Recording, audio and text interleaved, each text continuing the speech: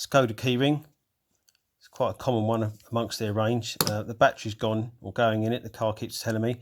So let's change it. So the first thing, we need a battery. It's a CR2032 and then a flat bladed screwdriver. So to change the battery, just got to take this cover off. Luckily, Skoda have given us the perfect tool for taking it off. If you take the emergency key out and then turn it around, you can use it to lever the back off. That comes off, exposes the battery compartment, and then you see this little slot, flat bladed screwdriver in there, and it will ping out. Take your new battery, gently pop it in, cover back on,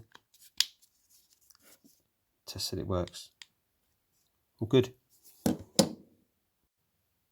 Just one thing, I'd recommend either having the spare key with you or change it at home in case something does go wrong.